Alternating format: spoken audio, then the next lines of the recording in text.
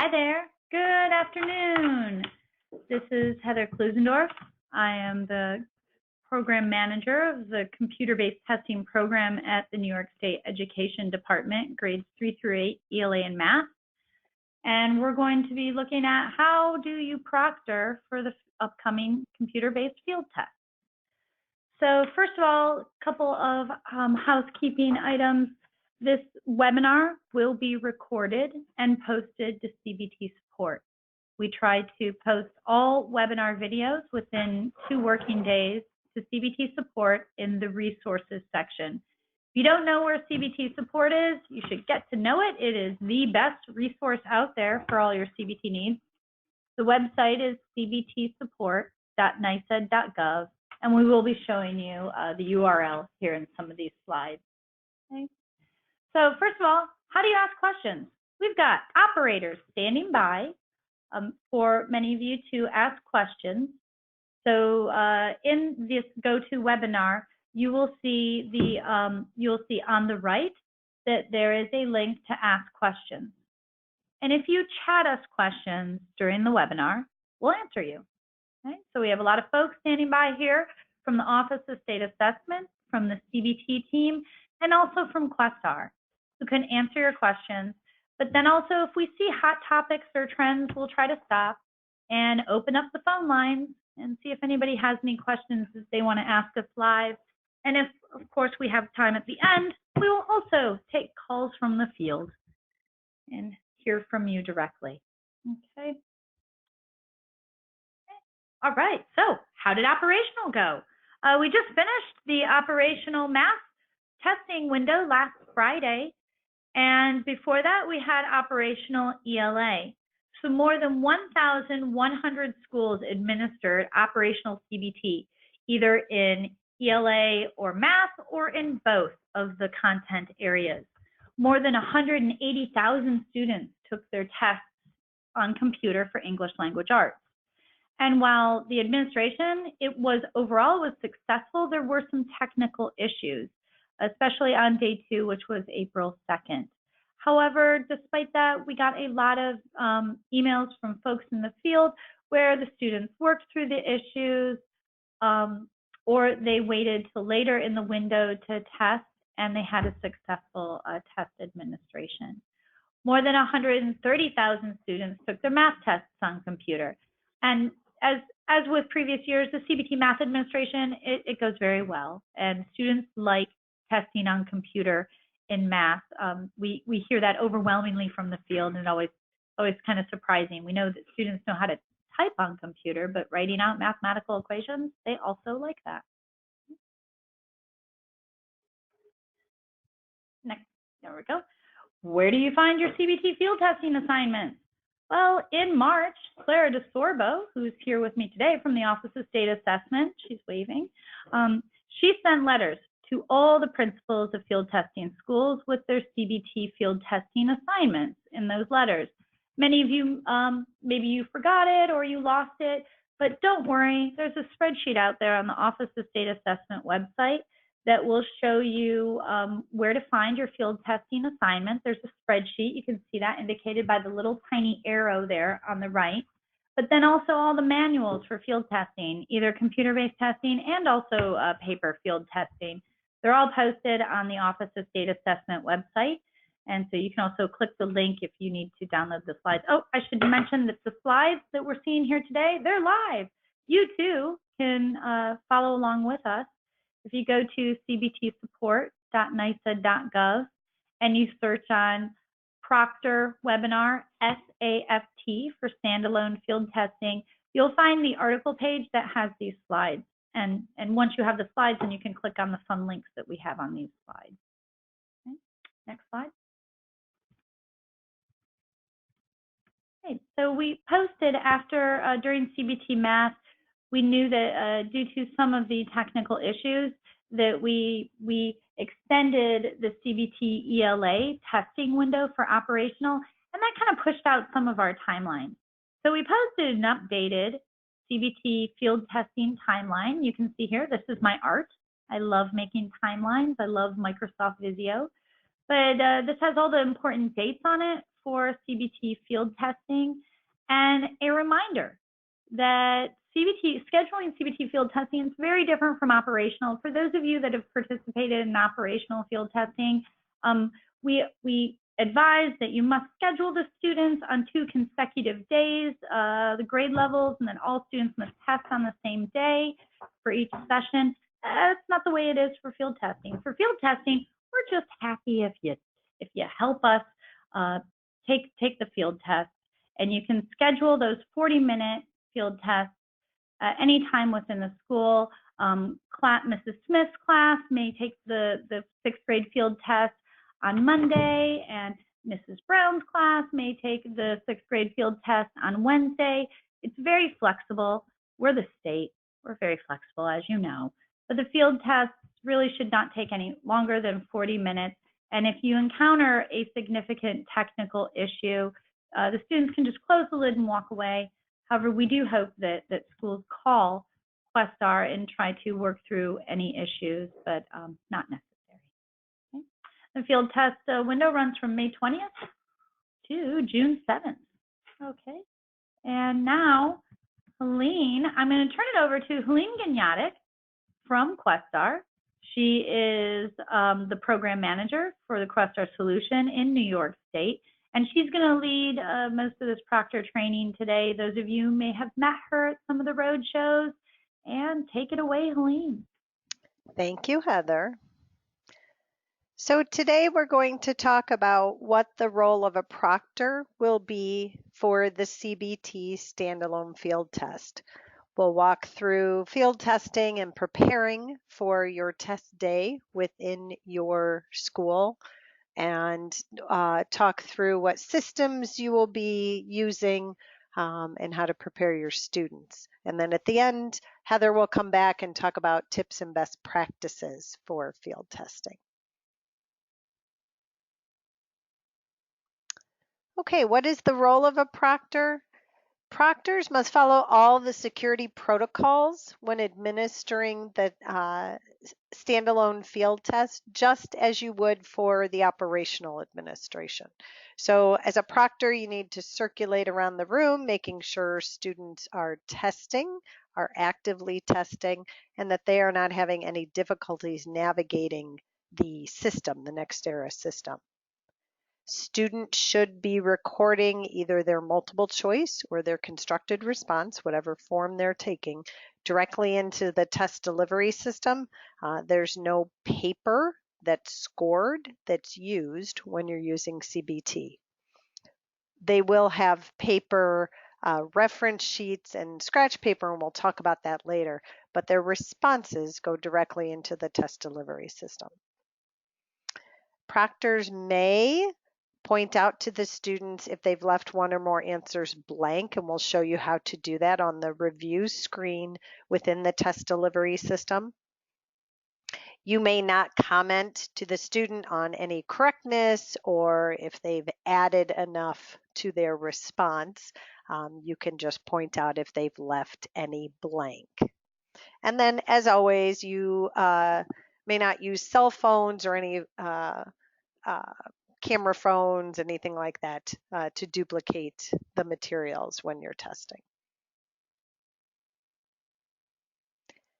As proctors, you need to be familiar with the test delivery system and the navigation tools that the students will be using during testing. And we'll walk through these a little bit more as we get into depth today. But you should be familiar with what the students will see. So there are question samplers out there. There are practice tests. The students should become familiar with them. But as the proctor, you need to be familiar with them as well. You need to be familiar with how the tools work, what the students will be using during testing. This is a sample of the review screen that the students will see when they get to the end of their test. We'll walk through these a little later, but this is the last screen the student will see before he actually submits his test and he completes the field test. At this point, this is when proctors can help the student identify any responses that have not been answered. You'll see here the unanswered tab is highlighted. And at this point, that means that the answer, or excuse me, the questions that the student has not answered are highlighted. So if you have unanswered highlighted, then those questions the student hasn't answered are highlighted. This is a good page at this point when the student gets here for the proctor to tell the students they can raise their hand, the proctor can come over, help them identify any unanswered questions, then they can go back to those questions within the test before they submit. Okay, Heather talked about this. The field test window is May 20th through June 7th. That's for the CBT, which is what we're talking about today. Your school was selected for one grade in either ELA or math. You will be selected for multiple choice and or short extended response. So you already have that identified. You know which grade, content, and what type of test you will be administering within your school. Those were sent out in March, so by now you should have them. If you don't have them, that information is on the NYS OSA website, and there's a list of all the schools that have been identified for CBT testing.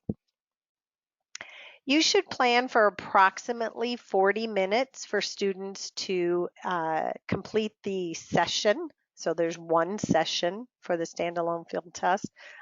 Plan for about 40 minutes. Of course, you may have slower testers who need more time, and you need to plan for that. But the majority of the students will finish within about 40 minutes.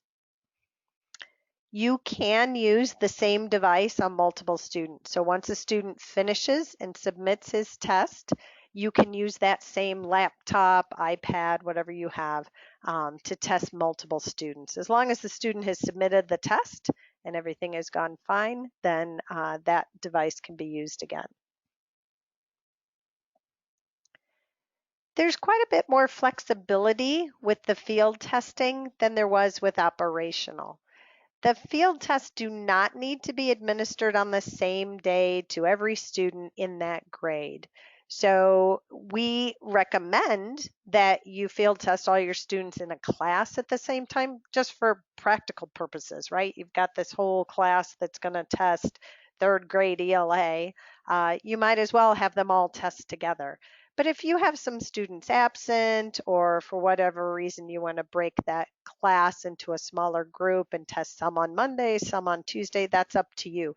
Whatever works for your scheduling at your school, you'll work with your school test coordinator and determine that schedule, but you've got a bit more flexibility in how you handle that. You can use as many days as you need through that entire window of May 20th through June 7th. So getting maybe your absent students testing a little later, or whatever works for you within that time frame. Absent students on the day of that the class takes the test, they do not have to make up the field test. So if it's just a burden on your school and having to identify those absent students and find time for them, they don't have to test. We'd like everyone to test. So if you have the ability to get your students, your absent students, into the test and do that one session for us, that would be great, but it's not required. Field testing is a great opportunity to experience computer-based testing in a low-stakes environment, right? This field testing is for our data. Students don't get any reports back.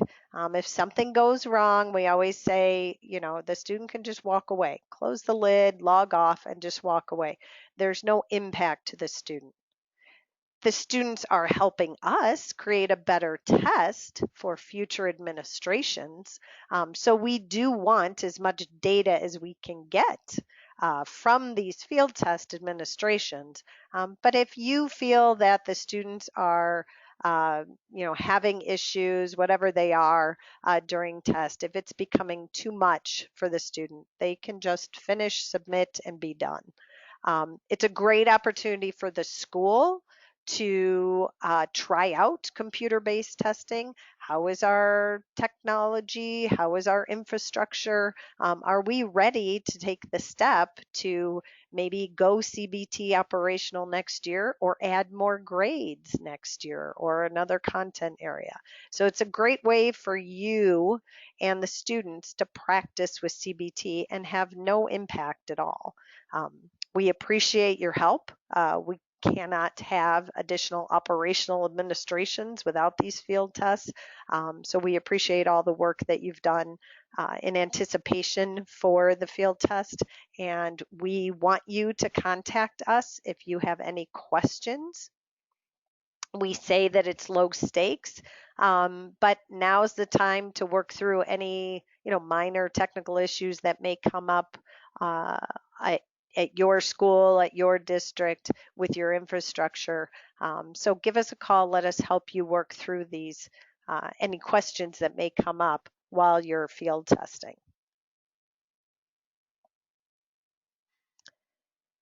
The platform overview, the test delivery system, we also call it the secure browser. That's what the students are going to use for testing.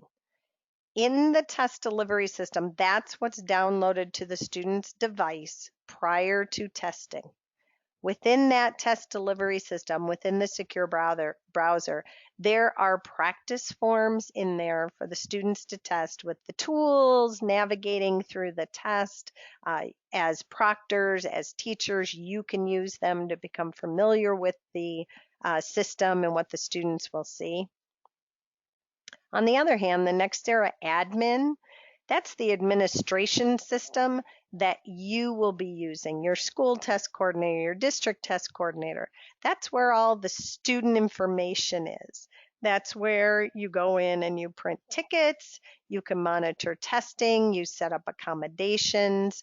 All that information is in the NextEra admin system. As a proctor, and we'll talk about this, as a proctor, you may or may not have access to admin. Depends on how your school wants to handle it. We'll talk about it in a little bit, but know that admin is where all the administrative tasks are taking place for testing. Okay, preparing for test day.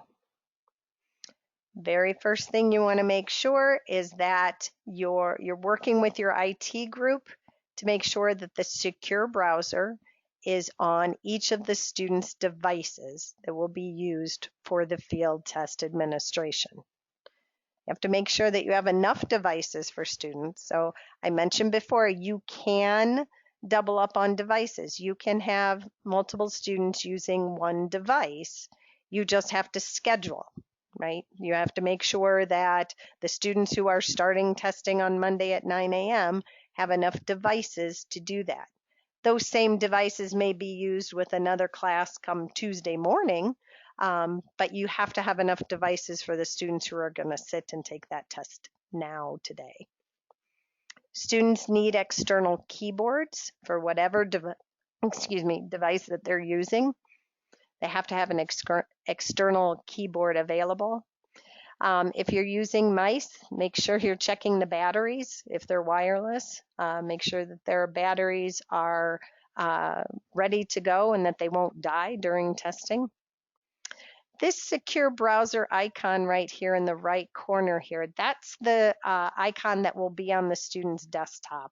When they log in, the student will see that. That's what they're going to click on to open it up. Make sure that's been installed before you sit down for testing. That needs to be on all student devices.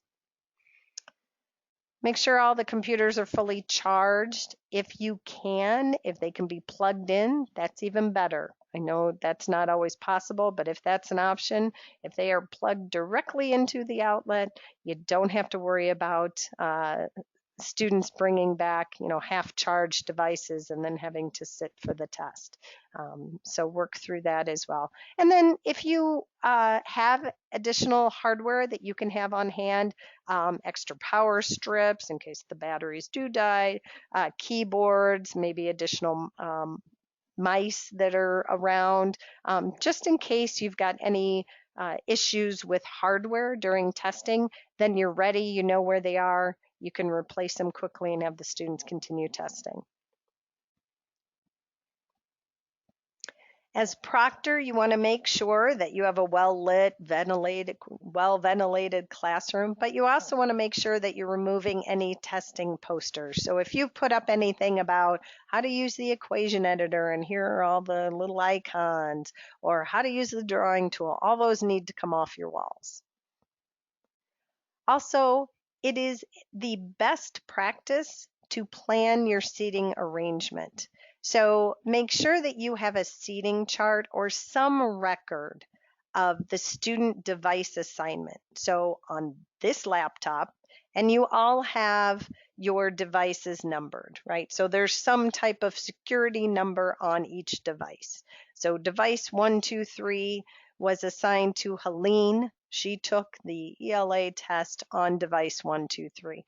If you have that assignment, if anything happens, anything goes wrong, technology, happens to have a glitch or something, if you know which device the student was sitting at, was using for testing, it's a lot easier than to go back and see what happened when you know this device is the device that Helene was using. So just make a record of that, and that will come in very handy when you move to operational, and we are very concerned about getting student responses back to Questar for reporting. So just a good habit to get into, and you can start now with field testing.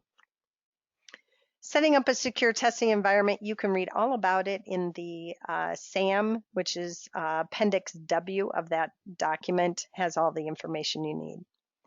And then plan for any student's personal devices. If you're going to allow those, there are very strict requirements, and the link here will take you there.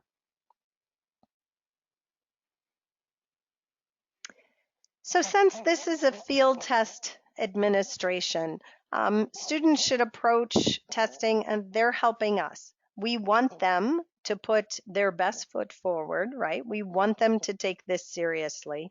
But it is a chance for them to practice with the tools and with the system. So we do want them to take this seriously, but there's no consequences for them. So they should be, ready to help us do their best. And in, 40, 45 minutes, they're done. So that's all they need to worry about for field test. Make sure the students understand the directions. You're going to use teacher directions just like you do for operational. They're posted on the NYS website, and you'll have access to them. We ship the directions to you as well.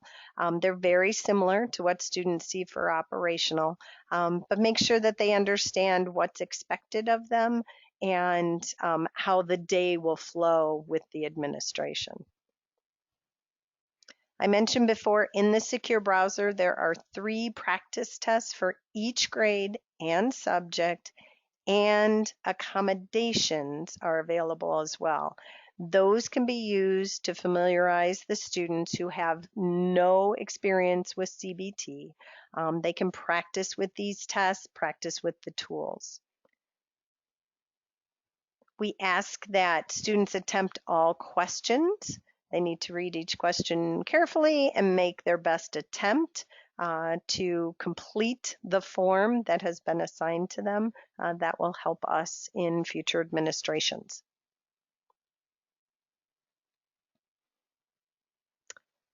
Okay, admin.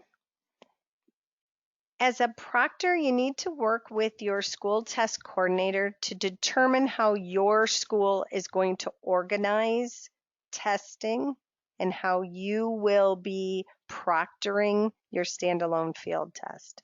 So will the school focus on the active proctoring within the classroom, which means that you will be in the classroom and someone else will be in admin and monitoring testing? Will the school focus and have technical proctors who are monitoring student testing within admin as they test on testing day. So really work with your school test coordinator to determine what is expected of you during testing, and will you need access to NextEra admin during testing. It's a local decision on whether or not the proctor or the teacher has access to admin. You don't, as proctor, you don't need to be an admin. Your school test coordinator can do all the work that's needed in admin to get you prepared for testing. But some schools like to give that access to teachers and proctors and allow them to do it themselves. Print tickets for the students, monitor testing during the testing day. So that's something that you just need to work with your school. There is an examiner view in admin that proctors can have access to. So even if you don't have a login into admin, your school test coordinator can give you access on testing day to monitor your students' testing.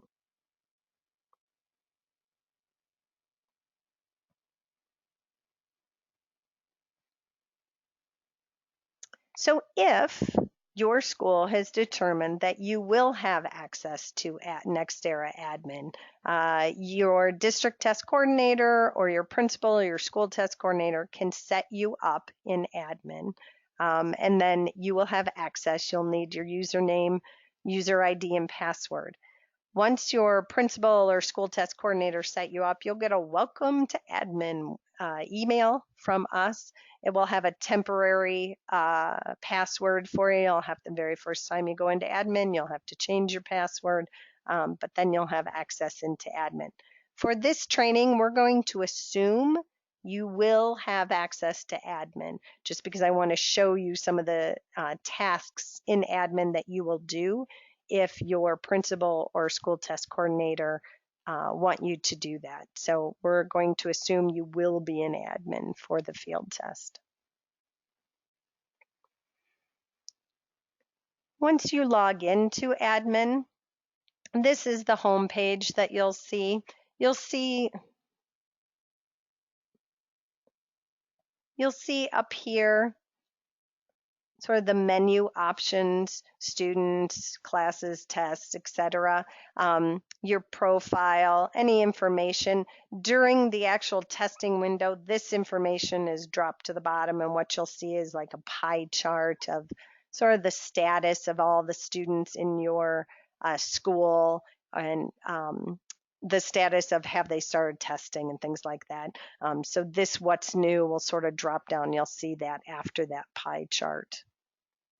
But that's the main page. This is where you'll go to access admin from here. The very first thing, let's go back. The very first thing you want to do is see this very tiny change button up here at the very top. Very first thing you'll need to do is to change that. When you click on the change button, it'll drop this drop down menu. Very first thing you need is this window drop down. Change it to the 2019 SAFT Spring 3 through 8. That's what you want.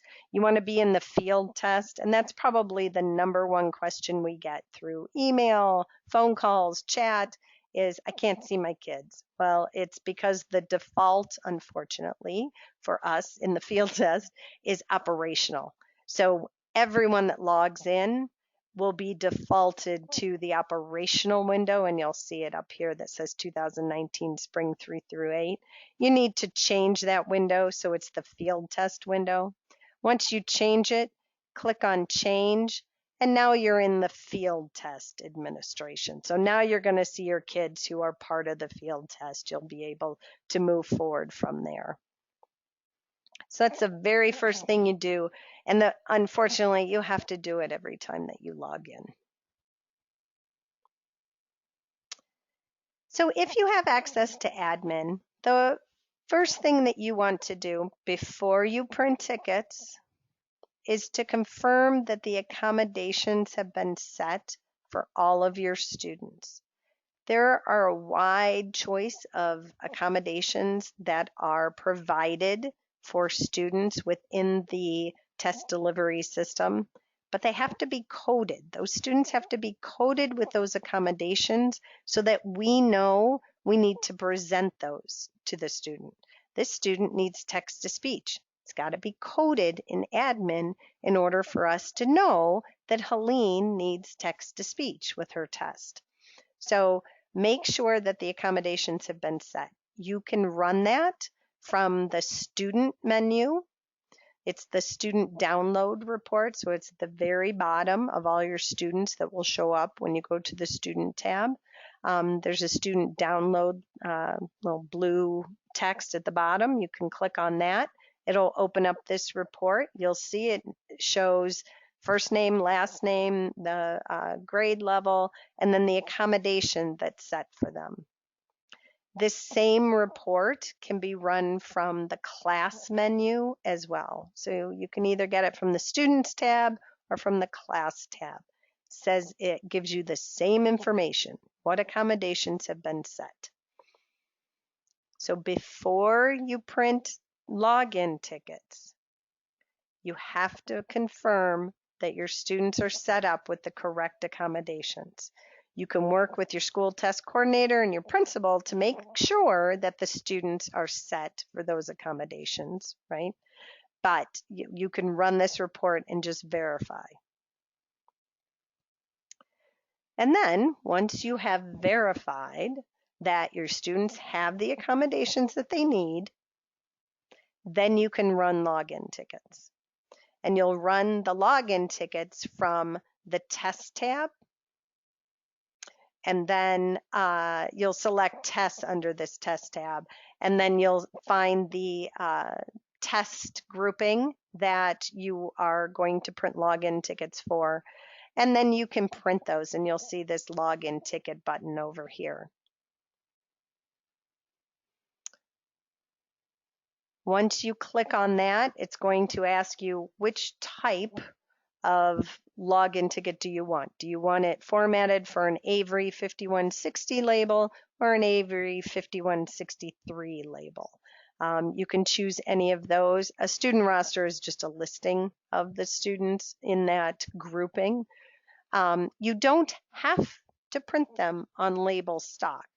They will just come formatted for that label. So if, as at your school, if you choose to print them on pink cardstock or white paper or labels, whichever way, you have to choose a format of the Avery label stock, and then you can print it from your printer. So it doesn't have to be on labels. Once you choose your option here, just click on OK, and then it will print the tickets for the students.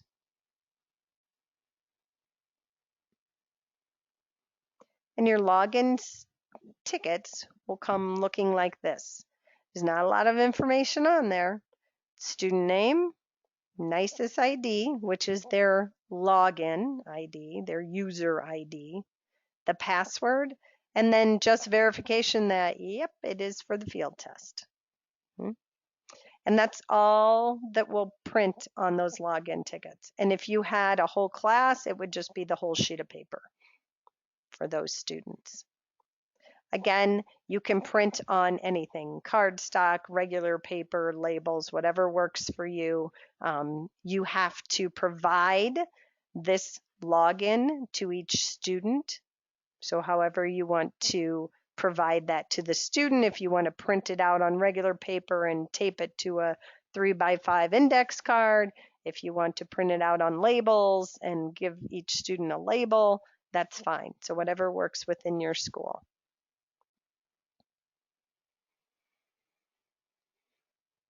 I will tell you that the login tickets, to get them to print on the label stock, can be a little tricky sometimes depending on your printer.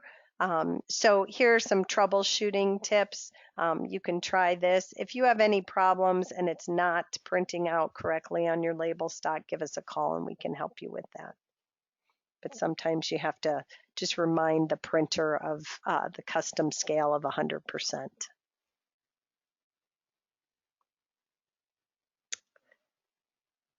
Okay. The session access code. This access code is the 4-digit code that is required for the student to log in every time he logs into his form, his session, his test. The teacher is going to provide that to the students. The access code is not something that you write down and give to every student. This is something that the teacher is going to have, the proctor is going to have. They're going to provide that to the class when the students are logging in. So student needs the user ID, the password, and the access code every time the student tries to log into the form. To get that access code, you're going to find that under the Test tab in Admin. Choose the correct grouping, the correct test, and then you'll see the access codes right here. You'll notice the access codes will be right below where you print login tickets. The access codes are here. Disregard this right here because there is only one session for the field test. So you'll only have session 1 access code. You will not have the session 2. There's only one session for field test administration. Once you have the access code, again, that's what is needed for the students to log in. So make sure that proctor teacher has that access code. That isn't something that's given to the students ahead of time with their login information. That's something that you would write on the board or put up on the overhead to make sure that the students have it when they log in. The proctor PIN is needed as well. So you must have the access code for the student to log in. The proctor PIN is needed anytime a student pauses the test and has to get back into the test. So the proctor PIN is when you pause and you have to get back in. The proctor PIN, it's a secure material. So again, you don't provide this to the student until he needs to pause and then get back into his test. So this is something that as a principal or school test coordinator, you have ready. You can provide to the proctor or the test administrator or the teacher, but that isn't given to the student unless it's needed. Most students will take the entire session, will finish their 40-minute administration and never need the proctor PIN. But you need to have access to it just in case a student does need this. It is on the home page of admin. DTCs and school test coordinators have access to it. It's at the bottom of their home page in admin. As a proctor test teacher, you don't have access to the proctor PIN. So you do need to get that from your school test coordinator. It can be reset if it's lost, the piece of paper that the proctor PIN was on. If that becomes lost or student saw it or you gave it out to a student, if that becomes compromised in any way, it can be reset and the school test coordinator can do that. There is one proctor PIN per school. So for any student who needs to get back in, it will be the same proctor PIN code. So let's go over this, and we'll go over this a couple times today because it's probably the number 2 question we get a lot. The access code is needed every time the student logs into the test. So student logs in, he needs the access code. Logs in for the very first time, he needs the access code. Student is logging back in because he had to pause, because he had to go to the office, and he paused, and he has to get back in. He needs the access code. If he paused and he has to get back into his test, he also needs the proctor PIN. The access code is needed every single time he logs in. The proctor PIN is needed when he pauses the test, and then he has to get back in. So when he goes to log back into the test, because he paused the test, he needs that Proctor PIN. Okay, so I know the boxes look very similar and students get confused, and honestly, proctors and administrators get confused. So that's why we show you both of them, and just make sure that you're reading. Basically, the words up here at top are really the only way you know that they're different. Access code when he logs in, Proctor PIN when he logs in after he is paused.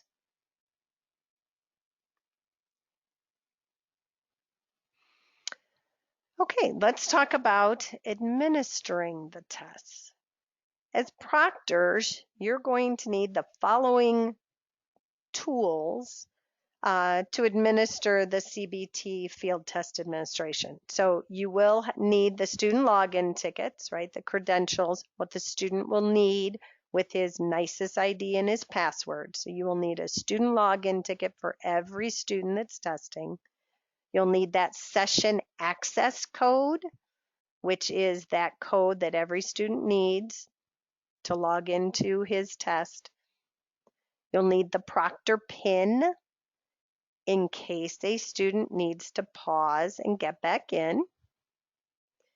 The teacher directions, they're shorter this year, which is good news, but you still need those teacher directions. And CBT administration, there are still step-by-step instructions for teachers and what to read prior to the students even, clicking on the icon on their laptop. So there are teacher directions that need to be read and followed for the CBT administration.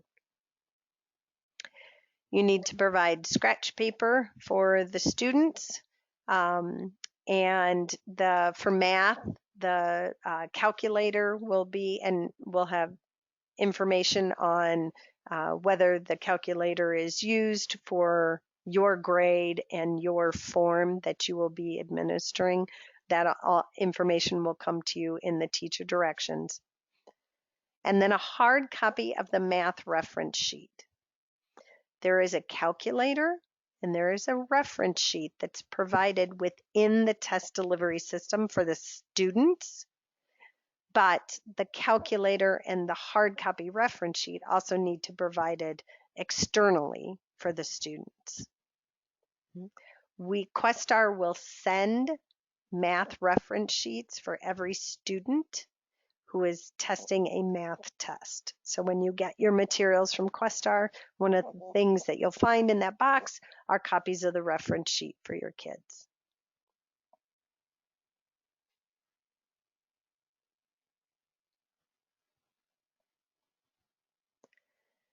Student accommodations and the alternate language. Alternate language for the field test is Spanish only. So for the math administration, if you have students who need a Spanish version, that is available via CBT for those students to test with. Please become familiar with the test accommodations. Again, you're going to make sure that your students are coded with those accommodations before the students, before you print tickets for students, and 2, before the students come into the room for testing. So make sure the accommodations are set and make sure that you understand what accommodations are available. As I mentioned, there's a number of different accommodations that are available and combinations of accommodations that are available. So make sure that your students are set, but that also that you've run through these, the students are familiar with them. If a student needs the background color or text to speech, they should have been practicing with those tools before they sit down for the field test. Those accommodations are available in the practice forms that we have out there, both in the secure browser and on the question sampler. Make sure they're practicing with those so these accommodations are not new to them. just as you want the students to be practicing with the tools, right? A calculator, a protractor, answer masking, something or answer eliminator. You want them practicing with those tools provided to all students before they sit down to take a test. You want to make sure that those kids who need accommodations have practice as well.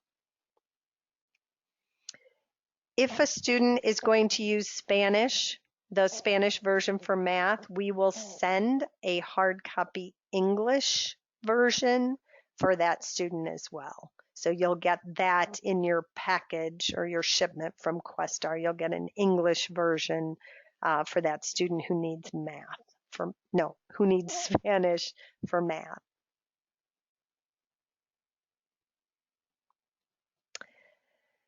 And we harp on the fact that make sure that the students have the accommodation before you print tickets, because the form that's assigned to the student is based on whether or not he has any accommodations and which accommodations he have been set for him. So for example, if the text-to-speech accommodation isn't set and someone didn't set the accommodation, you went ahead and printed tickets, the student logged in and noticed, hey, I don't have the text-to-speech tool here, this is what I need.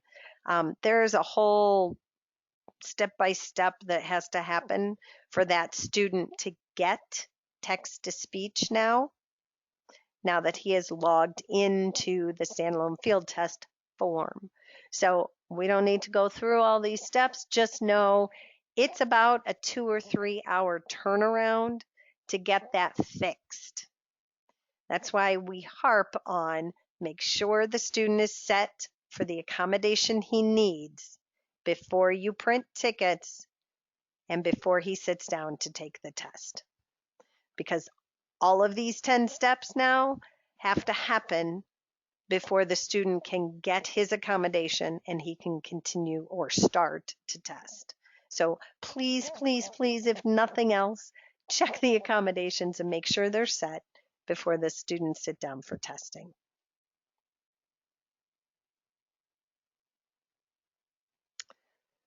Okay, we talked about this, but here's the page, one of the pages where you can find that student download to verify accommodations. It's on the student tab. As proctor or teacher, you'll see the list of students who are tied to you, right? Who you are responsible for during testing. And you'll see this little tiny thing down here, student download Excel. That's one place. It's also in the class page as well. And at the bottom of the class tab, you'll see this download students in this class. You can click on that and it will download this same report. Again, you're double checking that accommodations are set before you print tickets.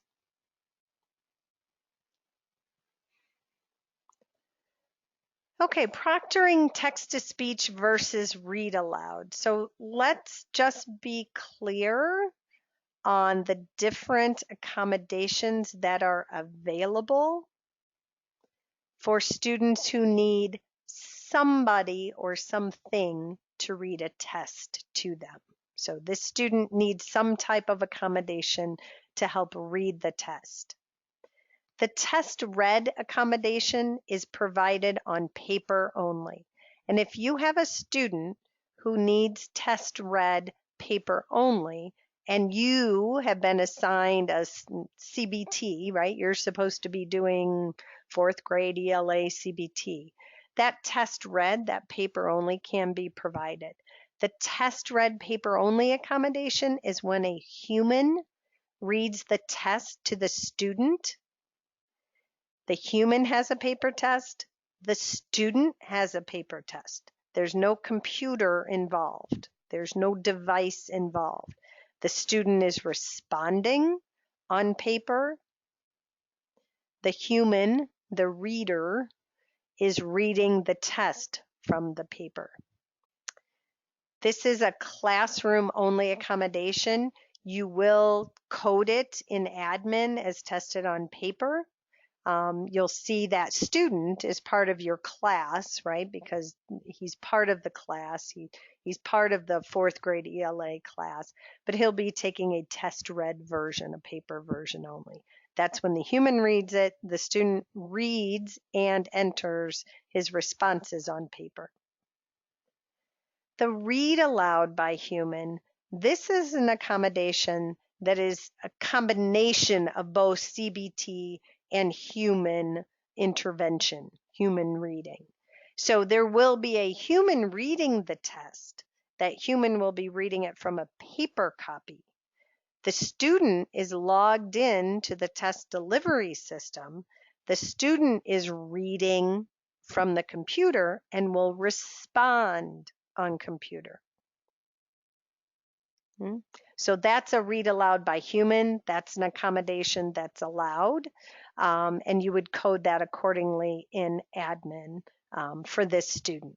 So he's responding on the computer, but he has someone sitting next to him reading from a paper version. You have to code that student for read aloud by human.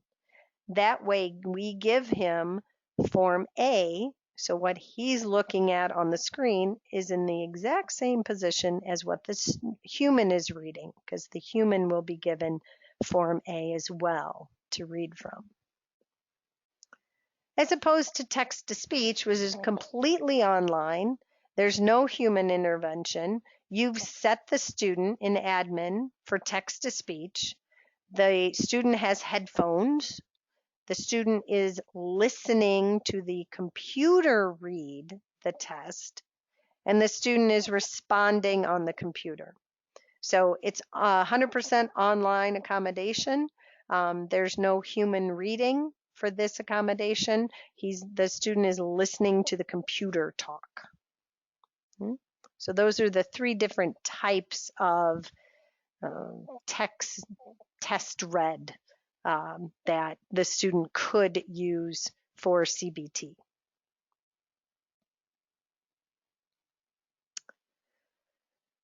Proctoring text to speech. If the student has text to speech as the accommodation, it's controlled by the student. He has to click on play, this little play icon here in this box that will show up on his screen when he's testing.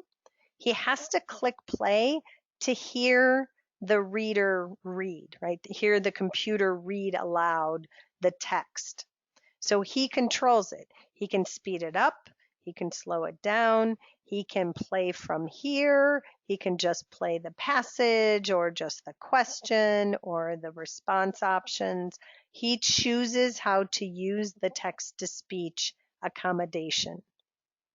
There are a handful of reading speeds for the student. Like I said, he can speed it up, he can slow it down. One note, the device has to be set for the correct volume before you log into the secure browser. So before the student uses his user ID and password to log in, you want to check the volume, because you cannot adjust the volume once the student is in the secure browser. The system locks him down from doing anything outside of the secure browser, and the volume control is one of those. So make sure that the volume is set before he logs in.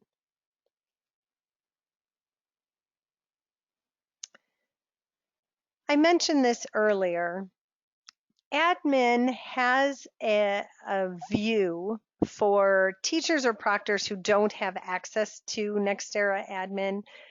You can use the examiner view to monitor testing during the actual administration. So if your school decides that we'll take care of everything for you, we'll set up accommodations, we'll print tickets for you, you just need to proctor the administration. You can do that. You can also have the school test coordinator or the principal give you access to the examiner view while you're testing the students.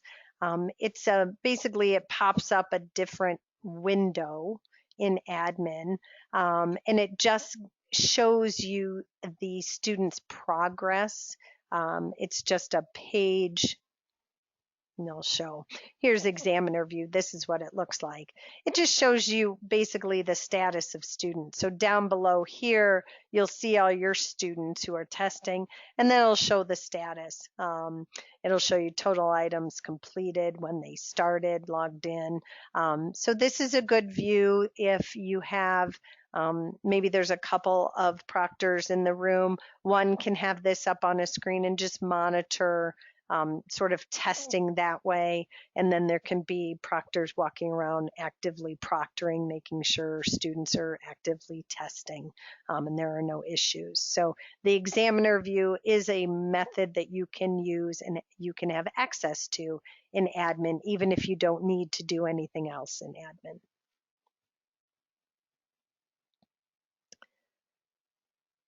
On testing day, when students log into their device, the very first thing that they need to do is they need to log into the device, right? So however that happens, on your Chromebook, on your iPad, on your Windows device, they log into the device.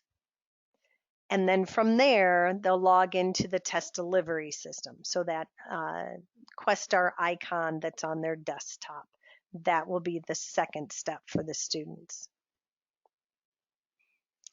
This is the icon that the students will see on their device. That will be downloaded prior to testing on all the student devices. When the student is ready and you're starting the administration, the students will double click on this icon and it will open up to the login page. If you're using Chromebooks and they're set to auto launch, actually the students don't have to double click. It'll automatically, basically it automatically logs in so that the very first thing the student sees is the login screen. So they won't need to double click, but that's only if you have Chromebooks and they're set to auto launch. If you're not sure, check with your school test coordinator about that. Once the student double clicks on this icon and they're on the login page, they cannot access anything outside of the secure browser. So we basically lock everything down. Students can't get to anything else but the test while they're in the secure browser. This is the sign-in page that the students will see. They'll need their NYS ID and their password from those login tickets that you have. This little icon right here, they can click on it. The password when the student types in is the asterisk, right? So you can't see what the password actually is because it hides it. If you click on this little icon, it will show their password as they type it. They can verify, yep, my password is 1234567, and they can verify that before they sign in. Once they type in their NYS ID and their password, they click on sign in. They're going to get this verification page. This is the page where the students are verifying, yep, that's my student, that's my name, that's my date of birth. I am in 8th grade. This is my school, this is my teacher. This is where you want them to stop and verify that the information is correct. If they go past here and anything, and we'll get to this in just a minute, it's not their student name, I'm Helene. If I see Heather's name on here, I probably need to raise my hand and say something, right? So this is the page where we're going to say, is everything correct on this page? Your teacher directions walk exactly through what we want you to say to the students when they reach this page. Let's talk about reasons to continue testing and reasons to stop testing when they get to that verification page. If there's an incorrect spelling of the student's name, Helene is spelled with an E on the end.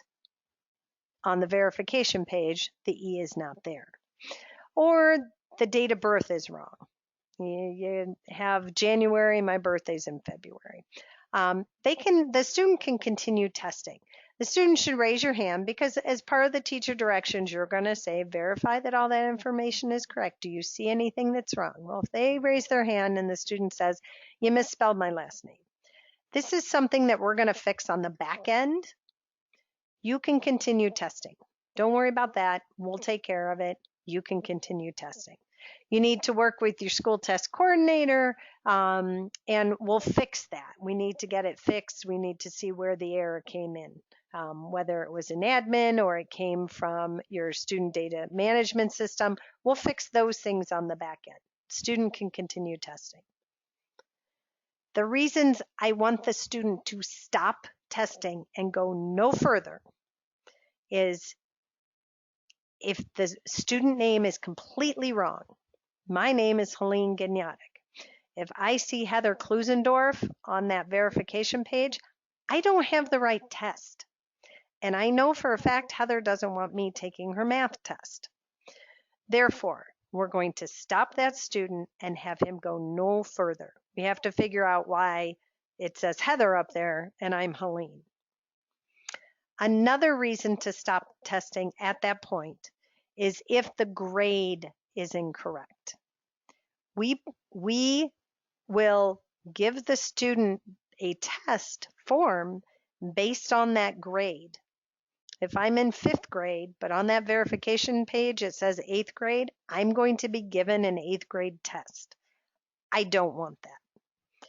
So if the student name is wrong or the grade is wrong, at that point, you need to stop. Confirm the student received the correct login because maybe we just switched. Heather and Helene are sitting right next to each other and we switched tickets. If not, and oh wait, this is the right ticket, but they do have the wrong grade on there, at that point you need to call us and we need to fix it. Okay, so make sure that when you get to that verification page, you know what are issues that you can continue testing or issues you need to stop right now and fix that before they go any further.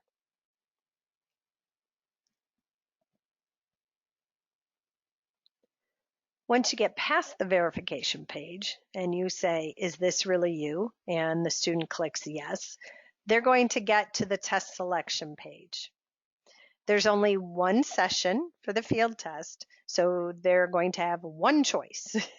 It's whatever grade and content area has been assigned and you're expecting to test. So at this page, they're going to click Start Test. On this page, when we talk about best practices for testing, if you have any concern about your bandwidth, at this point is where you would stagger the logins. If you have 400 students testing all at once, you have them all throughout the school, and you're a little concerned about the bandwidth. At this point, when the students click on Start Test, that is when the test package is downloaded for the student. At this point, when the student clicks on Start Test, this will be the biggest drain on your bandwidth. The test packages are not large, but this will be when, if all 400 students click Start Test at once, you may see a drain on your bandwidth, and the students may have to sit and wait while the test downloads to their device. If you have concerns about bandwidth, this is where you would stagger. You may say, the kids in the first row, click Start Test. Everybody else, hold on. You give them 5 to 10 seconds, wait. Kids in the second row, click Start Test. So if you have any concerns about bandwidth, right here is where you will take care of that. This is where you will stagger the test. They're small test packages, so unless you have this concern and you've worked with your school test coordinator and you've talked about it, they're going to choose their test, they're going to move on, and you're not going to have any issues. But right there at that choose your test page is where you would stagger if you need to stagger the student logins. So we talk about the best practice and staggering the start times. This is where you would do it. And we just showed you that page, just on that choose your test page. Okay. Once the students get through there, the first thing they're going to see is the directions. When the students sit for the question sampler, when they sit for the practice test, these directions are the same. So by now, the students are familiar with the directions. They know what they say. They know how to use the tools. But this is just a reminder. It's here on every form. Every time they take a practice test, here are the directions.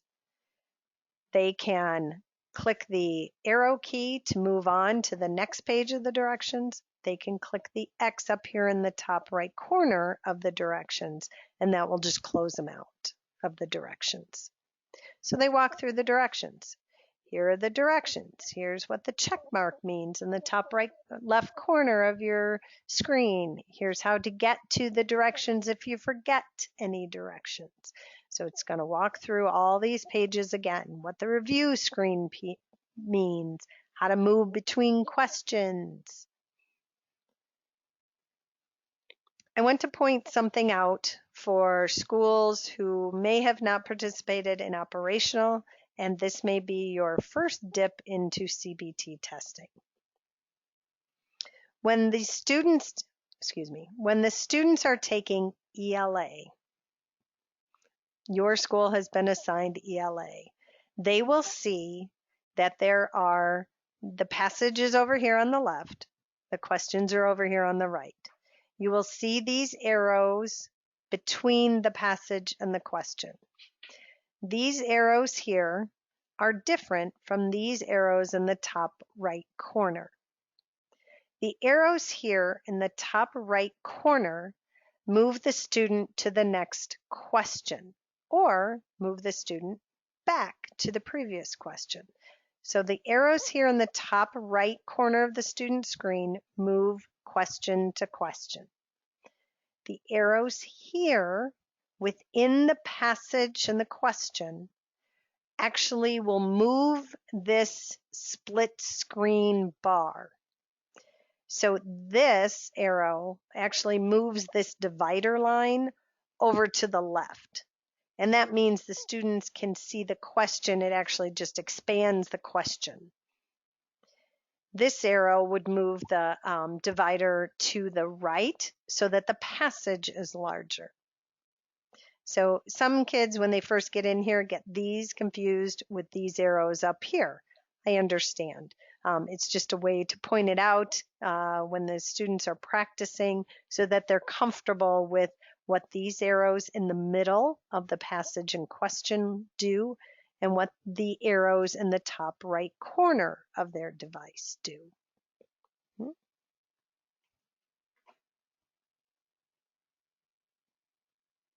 And then it goes through all the tools that the student will have available. They always have Zoom and bookmark and notes.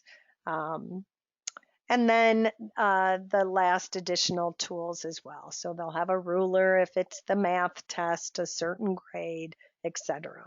So once they get to the very end, they can click on End Directions. They can go back into the directions if they want to read them again. And at this point, once they finish with the directions, they come up to the access code. And remember, the access code is what the student needs every time he logs in. So for the first time he logs in to the test, even if he pauses and he comes back in, he needs the access code. So this is that 4-digit code that the proctor teacher will have and will give to the students when they get there. Once they type in the access code, they get the wait to start. This is just a pause. Make sure everyone's on this page, everyone's ready. Anybody have any questions before you start? Now you can click Start Test. Now you're in the test. Okay, so this is just a pause, make sure everyone's ready to go, any questions, and once you click Start Test, you're in the test. The very first page the students will see is the test cover page. Just confirms you're doing grade 4, whatever form it is. It is a field test, it's for math. And then they get into the test. Just some reminders. The online status symbol up here in the top left corner, that green check mark means they're online and they have a connection between Questar and that device. So as the student is moving on from question 1 to question 2, question 3, I'm capturing their responses. It's online, I'm talking to the device, I'm gathering those responses. What the student may see is a red X.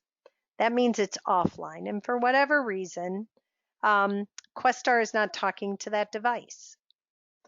From a student standpoint, they don't have to worry about that. That's something that as you're actively proctoring the room, if you see that, keep your eye out on that. Sometimes, as you know, the internet blinks, right? Comes in, goes back out. As long as you're seeing, maybe you'll see the red X on one student's device and you come back 2 minutes later and it's green again, that's fine. We're back up, we're talking, we're good. From a student standpoint, I don't want the students to dwell on that. They need to concentrate on taking the test, doing their best work, and moving through the test.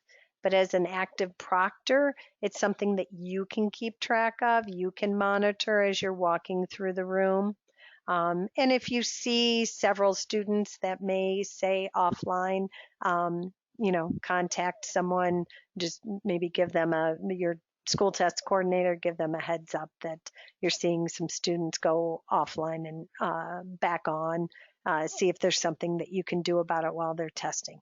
But as the students are testing, they shouldn't have to worry about that. You just tell the students, continue testing, I'll take care of that. And then up here in the very top right corner, see that pause button? That's where the students will pause if for whatever reason they need to leave the room. They need to go to the restroom, they need to go to the office for whatever reason, they would click that pause button up there.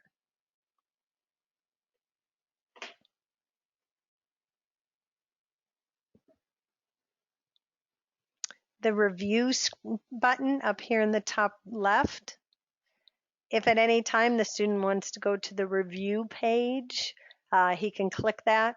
When he gets to the end of all the questions, this right arrow here will gray out and he will have to click on the review button over here on the left.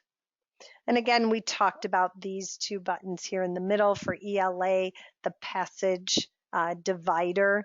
These move the passage divider left or right.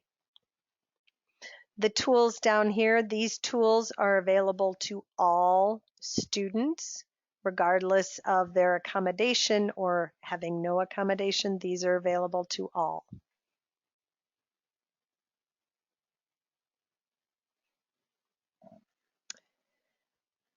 In the test delivery system for all practice tests and for all field tests, the ELA tools provided to all students are here.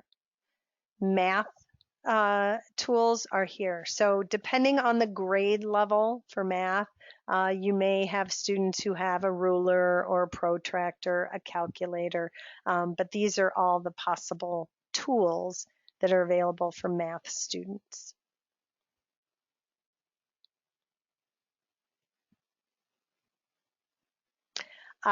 Students will have access to the calculator online, and they do have to have a calculator provided to them as well. And don't worry about the session 2. They'll have access to the calculator if they need the calculator, and that will be given, that information will be given to you in the teacher directions that you will receive for your school. So there is only one session, and it will be in the teacher directions on whether or not the students should be provided a calculator. Equation editor for math, the constructed response boxes that the students will use to work out their answer will always have these tools available to them. As you can see, grade spans, as the grades go up, there are additional tools that the students have access to. So at grades 3 and 4, they have these handful of tools that they can use, icons that they can use to help respond to their question. Grades 5 and 8, they have a little bit more, and 7 and 8 have even more. So these should not be new to the students because they have practiced with these tools in the practice forms. The drawing tool is available to all students taking any math. And when the student clicks on this, another box opens up and they can add their drawing. There's a limit of 5 drawings per response box, but students can pretty much use one drawing if they're going to use the drawing tool. They don't have to use the drawing tool, but if they are, they can probably get all of their response within one drawing box. Once they add the drawing, click on Add Drawing, it pops up here in the CR box. They can add up to 5. That's plenty for a student to respond and answer the question appropriately.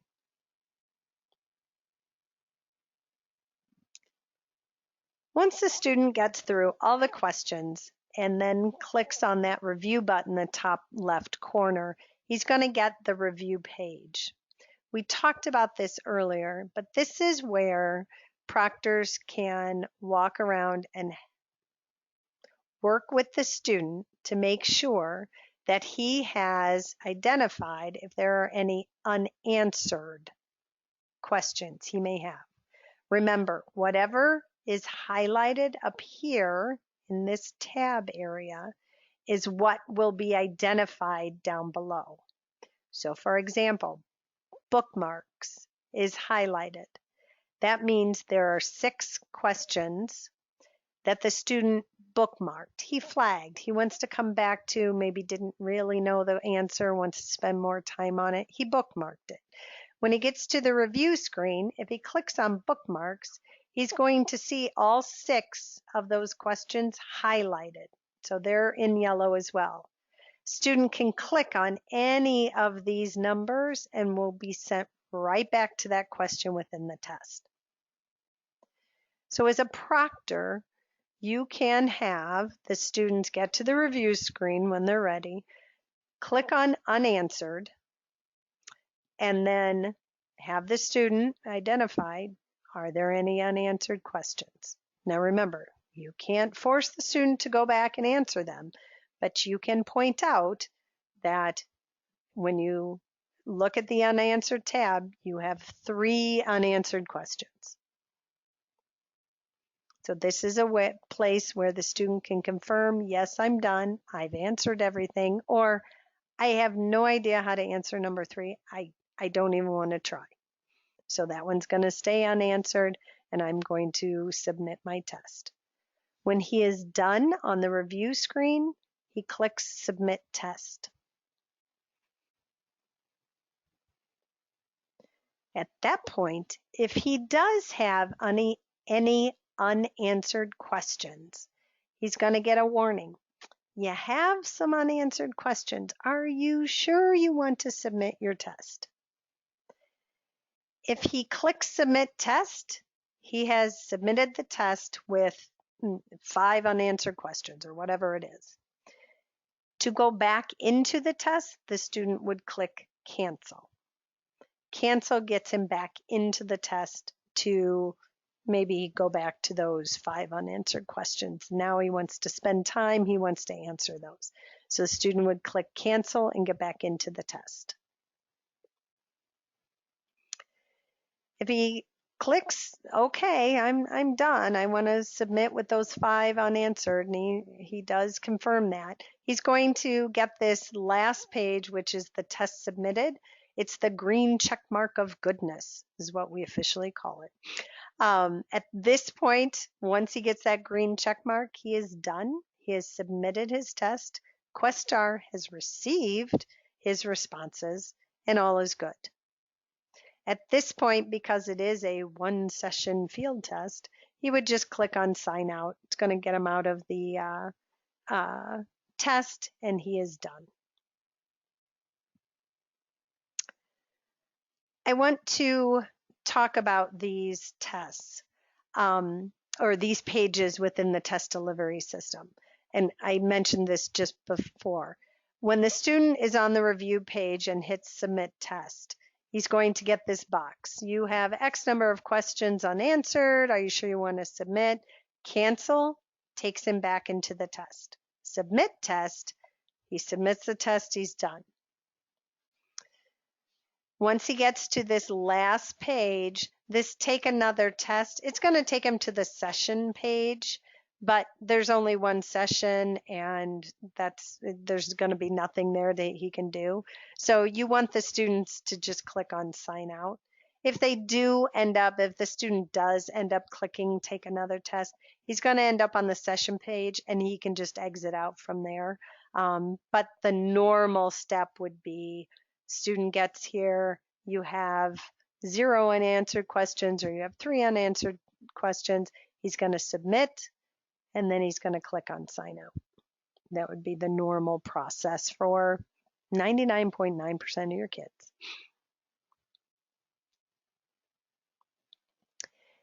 If you have a student who needs to pause the test, and we talked about it, needs to go to the office, has to use the restroom, whatever, he's going to pause the test. He gets this warning when he clicks the little pause button at the top right corner of his screen. Are you sure you want to pause your test and sign out? He clicks on pause test. Once he clicks on pause test, next time he comes back in and tries to log into his test, he's going to need that Proctor PIN. When he gets this, are you sure you want to pause your test and sign out?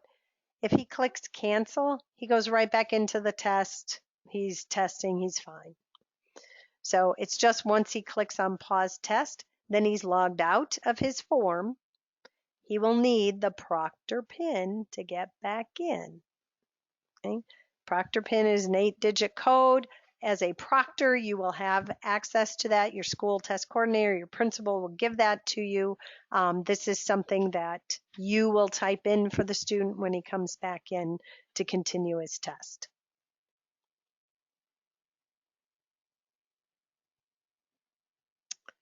Here's just another view of it. The student would pause his test. He's going to click on that pause icon in the top right corner. He's going to get this warning box. You sure that's what you want to do? If he clicks cancel, he goes right back into the test. If he clicks pause test, he's going to get logged out. Once he's logged out, proctors, you're going to see he's on the sign-in page again. Once he's on the sign-in page, then he can do whatever he needed to do, go to the office. When he comes back, he's going to need his NYS ID, his password, the access code, and the Proctor PIN to get back in.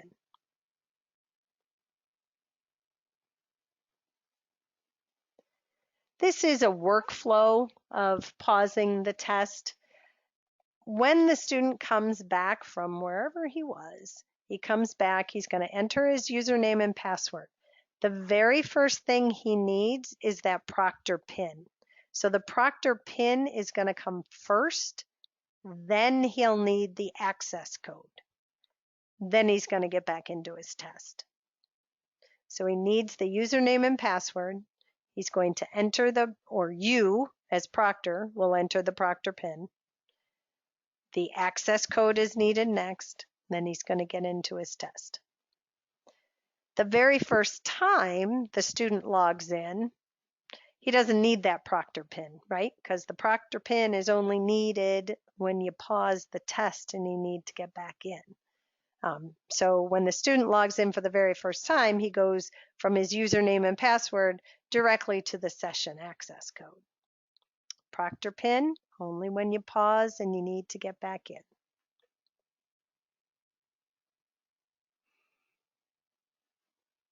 I don't think we need to go through it again. Access code, every time he logs in. Proctor pin, when he pauses and he gets back in. Okay, as a proctor, what can you do and what you shouldn't do, you can't do. When the students are logging in, you can show the student how to use that eye icon so that they can see the password as they're typing it in to make sure they have it correct.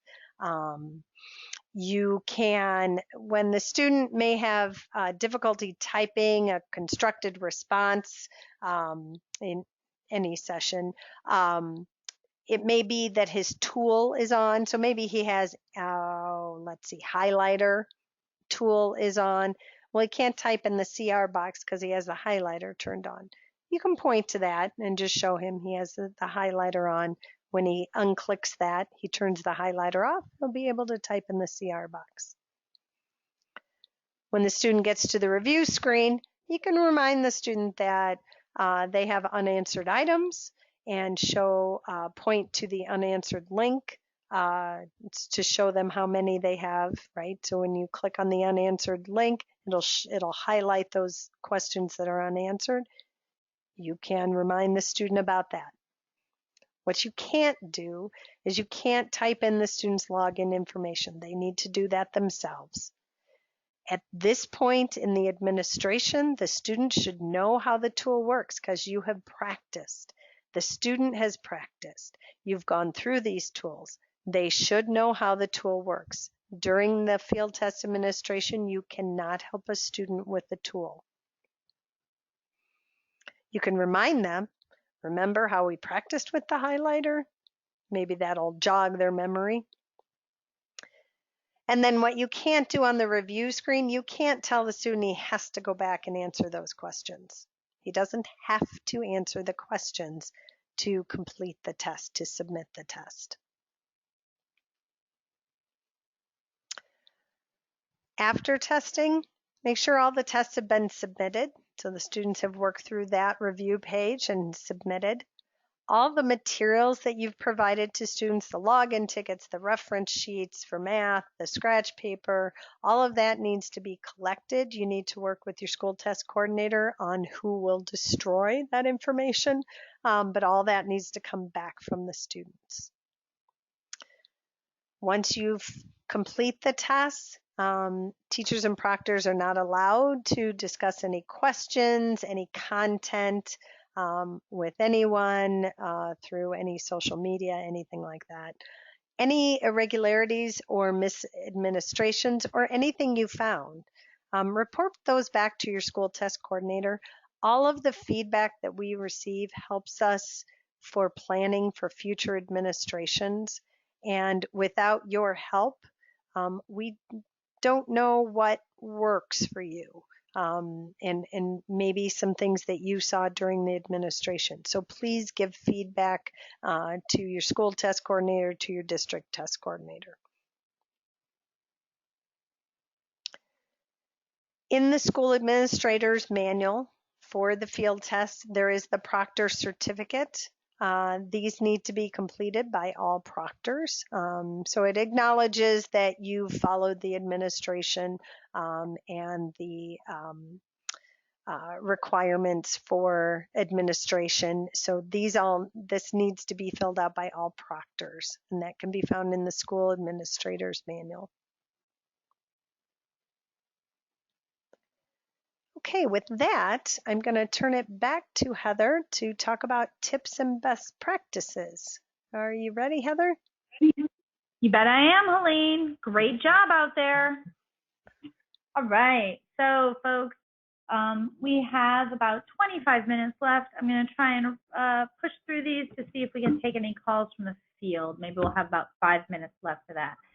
The number one most important thing for all of you to remember is to check CBT support. Okay, so important information is always posted to CBT support. There are FAQs. We tag the articles. This is your one-stop shop for all your CBT needs. Okay, so please take a look, especially at the secure browser update section. There's information that you need to know about styluses versus a digital pen, which is supported for CBT. Flip screens. There are new computers, the new laptops this year that a lot of schools purchase that have flip screens that flip to tablet mode. Those are not supported by the secure browser. Switching applications error. There are some touchscreen accessibility features that need to be disabled, and students may get booted out of the test. So take a look at these articles, and especially the common pop-up messages and how to solve them. That's a really helpful one, so make sure you're familiar with it. And then also another section on CBT support that you want to pay attention to is CBT Today. I will be sending some of these articles out to the CBT listserv for CBT Today, including pro tips, important information about setting student testing accommodations, things like that. Okay. Next slide. Okay. So try to limit disruptions in the classroom. Every year when we go out and we listen to principals, we talk to superintendents, the number one feedback that we hear about CBT, other than the fact that the students really like it, is that it's so quiet during testing and during a computer-based testing administration. Our students like that. So if you have an issue with hardware, say a student's computer or the secure browser isn't launching, a mouse isn't working, maybe the Wi-Fi is not connecting the student to download the test, consider if you can have the student's testing device removed from the room and maybe solve that problem in the hallway so that you're not disrupting other students. Okay. Next. Pausing the computer-based test. So if a student needs to take a break, or if maybe the student needs to go to the bathroom, pausing the test is on the upper right-hand corner of the test delivery system. And when a student pauses the test, the proctor should see the Questar white login screen. Okay, this is really important during operational CBT. We understand that during field testing, they're so short. Many students may not be pausing the test. But also we want to note that in the secure browser update section on CBT support, there are also other options for pausing the test. Maybe putting a file folder over the screen. This is especially important for those students that maybe must take frequent breaks. And pausing the test and then getting the student back into the test every 15 minutes might be quite a labor-intensive process, right? So take a look at that for other options for pausing the test. But if your students do pause and sign out of the test, you make sure you see that white login screen. Next. Okay. Here we have an example of index cards. This is more of my art. Here you'll see that a lot of schools, they print the login tickets on the Avery labels and then they stick them on index cards. They use, sometimes we've heard, thick stock so that they don't get lost easily, they don't bend. Because for operational CBT, the students use the same login ticket for day 1 and day 2. Well, that's not so much the case for field testing, but still you want to have a nice card stock for the students or an index card. Also think of using different colored cards, maybe for different classrooms as you're separating those login tickets and printing them. We've heard a lot of different tips over the years, most of them involving like how are you going to print those login tickets. An enhancement that's coming up for NextEra admin is the ability to print to an Excel spreadsheet in a .csv file. And we've heard of a lot of schools that are then merging that Excel spreadsheet with a Word doc, customizing the login ticket. So if you know of other operational schools, ask them what they did, how they made the login tickets. And then if you've got students that are not taking the computer-based test, maybe they're marking that reason on the back of the login ticket, getting up, handing it to the proctor, and leaving the room. And these are examples of a proctor card. right? Maybe putting the Proctor card on an index card and noting on the back of it to keep it turned over so that it doesn't get compromised, that students don't see it, because you don't want your students to know the Proctor pin. That is a secure material that is only for proctors. But what we heard this year, I think even more so what we'll start promoting next year, is we're hearing that schools are using these information sheets instead of the index cards as much. So like an information sheet that you create and it's in the Proctor secure material packet may have the access codes. It may have the Proctor pin. It may have other details about, say, what students should have testing accommodations in the classroom. So just think about, there's a lot of flexibility with CBT, computer-based testing, so think about what you can do to streamline CBT and the information you provide in your school. Okay, next, Helene. Helene, it got tiny. There we go. All right. Student testing accommodations. Oh my gosh. Helene, earlier she showed you how to verify those testing accommodations are set. This is the #1 lesson learned from operational ELA and math this year, is that we need our schools to double and triple check that student accommodations are set. If you have a student that sits down, opens the test, and should have text-to-speech, then that student is delayed from testing during a field test. Maybe that student isn't even taking the test because students need their accommodations. You don't want to go through a form reset. So double and triple check that accommodations are set for students by running the students report from the students tab on Nextera admin. Okay. For CBT math, students can respond in a variety of ways. Next slide, please. Yep, there we go. Students can respond in a variety of ways. There are no CBT math questions that require use of the drawing tool, but we know that our students like the drawing tool. So you can see here in this example that I have that the first example is entered using the keyboard. The second is using the equation editor buttons, and the third using the drawing tool. Yep, that's right. That's more of my art there. But we just want you to know that students can respond in any way that they are most comfortable, and that all 3 options are available within one constructed response math box. Next. Okay. So the CR boxes for math and for ELA. A student won't be able to type in the CR box if a tool such as the highlighter or the line reader is enabled. So if you've got reports, you're a proctor and your student's like, I can't type, look down on the student's tray and see if the highlighter is enabled. And you can advise the student to disable the highlighter, and then the student will be able to type in the CR boxes. Another thing that's really important for folks to know and students to know is, like, how do you make that CR box bigger? How do you make the ELA passage bigger? Because there are tools in the Questar secure browser and Nextera test delivery system that allow a student to customize what they're going to see and view on a page. And we know that, sometimes they like it to be larger. So know how to use expanding the 3 lines on the bottom right of a CR box or the slider on an ELA passage to expand the viewing pane. Next. Okay. So students may use external headphones from home as long as those devices do not include recording software for text-to-speech. This is for text-to-speech only. Students can use headphones. But the proctor, the principal, test coordinator, you need to review these items that are coming from home. There is also an article out on CBT support that indicates what a student might bring from home and use on a computer-based test, and what a proctor or principal should do to okay or approve that hardware that a student may be bringing from home. Okay? But all the testing devices, they have to be school controlled.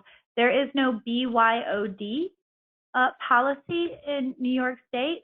Students cannot bring their own device from home. These must be school controlled and purchased devices for computer-based testing.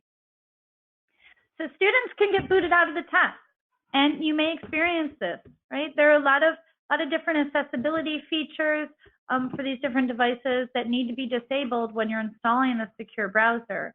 So when students are booted out of the test, there's a notification that pops up and the student is alerted to it. So you need to take a look at what's running on that student device. Or maybe the battery is low, right? Maybe the device needs to be plugged in, but if a device is running out of battery and the student gets a low battery notification, they will be disrupted from testing. So please, please, please look at the known issues section on CBT support and you will find common pop-up messages and how to solve them. That article is so valuable. And in fact, you may want to give some of those details to proctors. Make sure that proctors are familiar with, different pop-ups that can disrupt testing and how to solve them. Next.